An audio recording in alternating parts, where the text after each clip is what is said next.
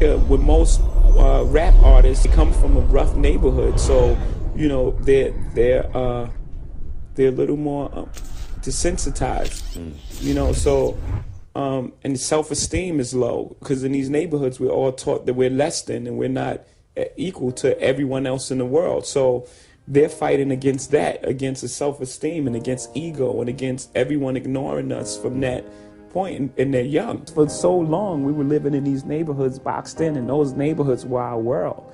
You know, a lot of people from Brooklyn didn't even take a trip to Manhattan, you know, never been in Central Park. It's 20 minutes away and it's free. It's a free park. And, you know, a lot of people have never been in it. You know, our little world was all we knew. We didn't know anything outside of that world. So to look and see people that look like you achieving great things is like, oh, there is more, you know, and it proves self-esteem and it improves upon self-worth. You know, because a lot of choices are made from the position of, you know, my life is not worth much, and I'm not.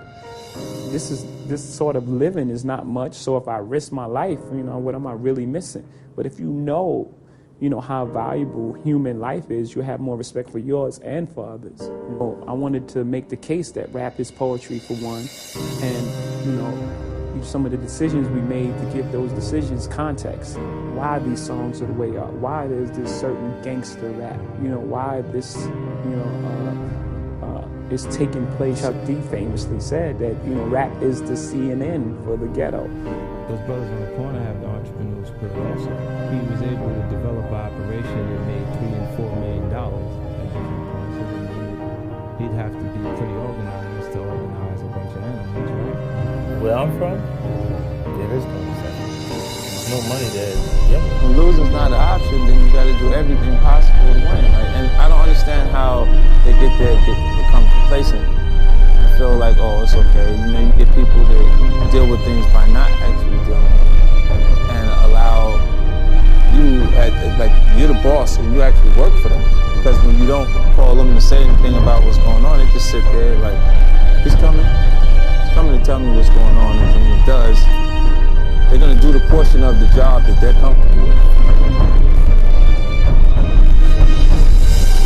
And you start saying, you know what?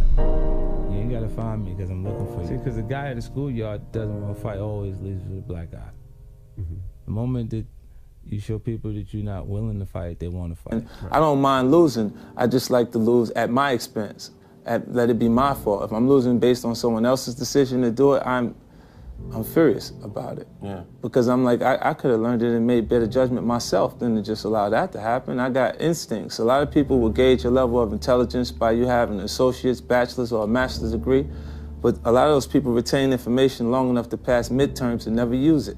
I just pretty much followed my instincts.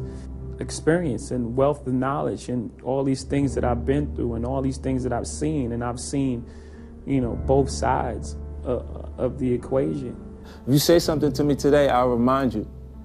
I'll remember what you said to me, and that's how I learn a lot of the things that I said, is because I'm there. And you ever heard of ear hustling? Oh, yeah. I'm trying to hold on to everything that flies across. Yeah, we sat there at Theo's office, we talked, and the first thing he said to me when he came in was like, yo, you know, spoke to the Wolves. They was like, it's cool, sit down, y'all do business. And the only thing that prevented me from doing a deal was the first thing Skanny said to me when I walked in. He said, I spoke to the Wolves. So how would I do business or sign to someone who had to ask someone else permission? Who we are and where we come from, there hasn't been, you know, our generation, we haven't acquired wealth to hand down and give the opportunities to, like, the next generation. So my goal is that, you know, that my next generation can have a better start than I had. I won't have to start so far, you know, where I come from. So we have to take care of our family first, you know, as well as giving to charities. Yeah, I'm supposed to be the bad guy. So where's the good guy? Where's their effort to fix this? It's like, you're at the light, funny, you're sitting in that position. You pull up to the light in a Bentley, you got a Mulsanne, it's like smooth, 2013. And I pull up at the light in a Dodge, 93 Dodge Caravan, out of Washington.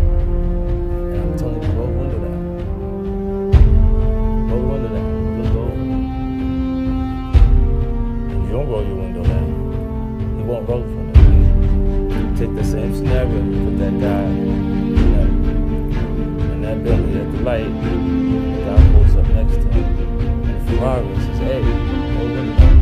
He'll roll the window down. Because it's a choice.